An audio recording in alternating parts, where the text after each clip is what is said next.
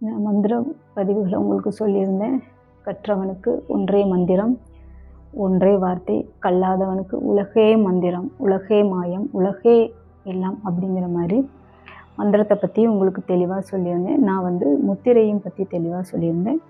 இப்பொழுது உங்களுக்கு மிக ஒரு வாயு தத்துவத்தை பற்றி நான் 1, 2 அப்படிங்கிற மாதிரி உங்களுக்கு அந்த சுழுமுனையை நம்ம எப்படி ஓட வைக்கணும் அப்படிங்கிற எண்ணலையில் நீங்கள் கண்ணை மூடி கூர்ந்து கவனிச்சிங்கனால்தான் உங்களோட மூச்சு இங்கே நிற்கிறது தெரியும். நான் இப்போ சொல்ல ஆரம்பிக்கிறேன் பாருங்கள். எதுவுமே பண்ணலை பாருங்கள். 1,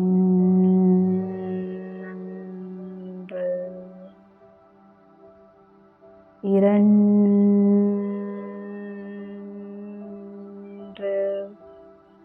3,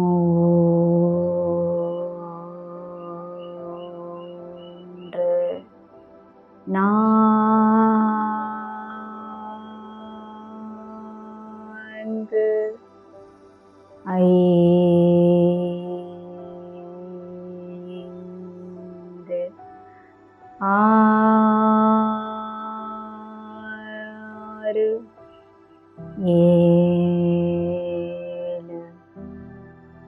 சரிங்களா? ஒரு படிப்படியாக நம்மளோட சக்கரம் மேலே ஏறி 7 மேலே நின்றுச்சு. இப்போ நீங்கள் இதை கண்ணை மூடி கேட்டிங்கன்னா நீங்களே சொல்லலாம். அப்போ எனக்கும் இதே போல் வருமானு இங்கே பாருங்கள். கரெக்டாக உங்களோட கை விரலை மூலாதாரத்துக்கு நேரம் முன்னாடி வச்சுக்கோங்க. 1, 2, 3, 4, 5, 6, 7. மூச்சு மேலே போய் நிற்கிறது உங்களுக்கு தெரியும். இது திருப்பி நீங்கள் மேலே இருந்து கீழே இப்படியே சொல்லிட்டு 1ல் நிறுத்திக்கலாம். இது ஒரு உடல் காயக்கல்பனா செய்து பாருங்கள். அனாகதை எங்கே நமக்கு அந்த சக்கரம் மாறி போகிறது உங்களுக்கு தெரியும். உங்களுக்கு இது ஒரு சின்ன ஒரு விஷயமா தெரியலாம். நான் இதை ஏன் நான் இப்படி சொல்லலைன்னா, எதுலேயுமே நம்ம மந்திரம் சொல்லிக்கலாம் சாமி. 1, 2லேயும் சொல்லிக்கலாம். நம்ம ஓ நிறைய பேர்த்துக்கு சொல்ல தெரியாது. இந்த ஓமோட ரகசியத்தை சொல்லித்தரேன். நல்லா கேட்டுக்கோங்க, எடுத்துக்கோங்க. இந்த ஓம் எப்படி ஆரம்பிக்கணுங்கிறது சொல்லித்தரேன். ஓ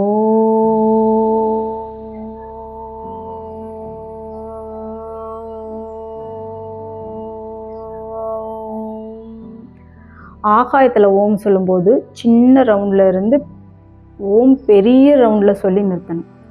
ஆகாயத்தில் இருந்து கீழே ஓம் சொல்லும்போது ஓ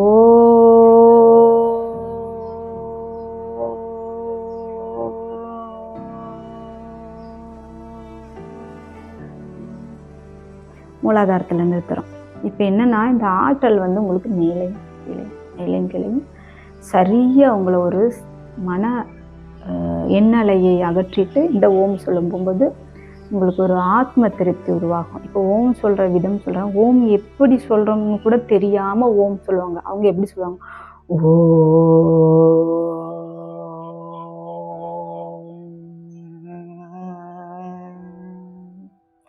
அதிர்வு ஓம். ஓ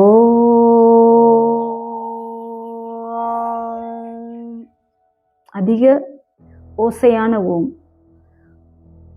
ஓ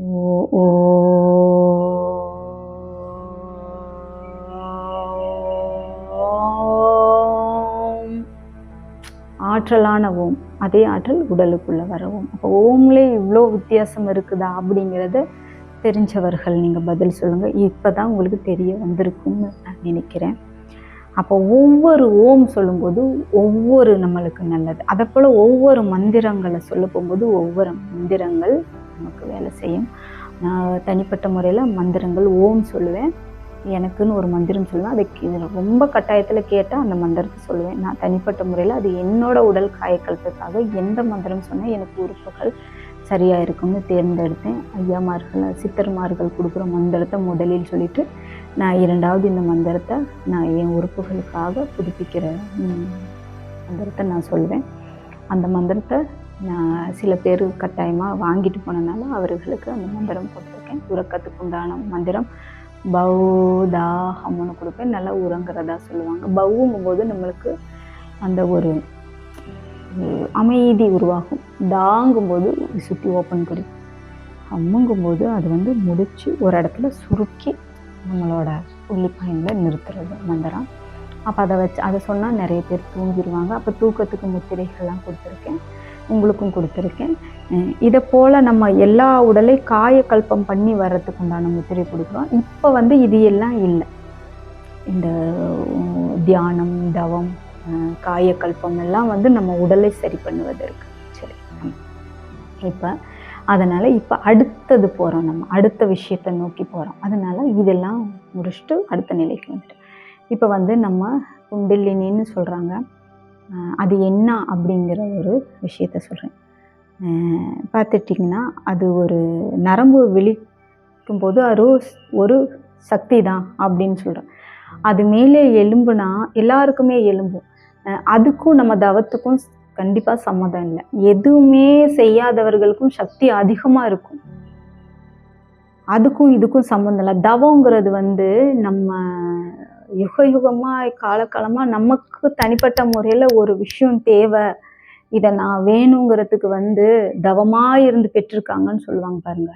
அது நம்மளை ஒரு நிலைப்படுத்தி ஒரு சரி பண்ணி நம்ம இந்த உலக வாழ்க்கையையும் வாழ்ந்து சராசரியமாக வாழ்கிறதுக்காக தன் உறுப்புகளை சரி செய்து தன்னோட எல்லா வாயுகளையும் கட்டுப்படுத்தி ஒரே இடத்துல நின்று அந்த வாயு தேவைப்பட்டால் சுரக்கிறது, தேவைப்படலைன்னா அதை நிறுத்துறதுக்கு தான் தவம் செய்கிறது.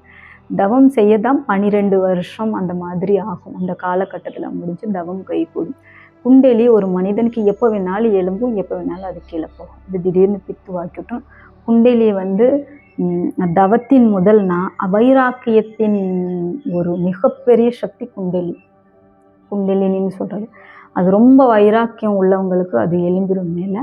தவம்ங்கிறது வந்து அது அப்படியே மாற்றம். குண்டலினி எலும்பி தவம் செய்தால் மிக சிறப்பான விஷயத்தை எளிய முறையில் கண்டுபிடிக்கலாம் நம்ம. அதே போல் நம்ம வந்து ஒரு சக்கரம் வந்து விழிப்பு அடையிறதுக்கு முன்னாடி நம்ம அதாவது மெதுவாக வேலைகள் செஞ்சுட்டு இருப்போம். குண்டலினி மேலே எலும்புனா எல்லா விஷயமும் வேகமாக செய்யும், அதிவேகமாக. எந்த வேலையும் அதிவேகமாக செய்யும். அதுக்குண்டான விஷயம் அதுதான். அப்போ அந்த பவர் வந்து அதிகமாக செயல்படும். மெதுவாக செயல்பட்ட நீங்கள் அதிகமாக செயல்படாது. இதுதான் ஒரு உண்மையான விஷயம் சாமி. நீங்கள் இதை வந்து நீங்கள் அந்த பயிற்சிகளை பெற்றுக்கிட்டே இருக்க போகும்போது உங்களுக்கு ஒரு நிலை உருவாகும். அப்புறம் இன்னொரு நிலை சொல்கிறேன்.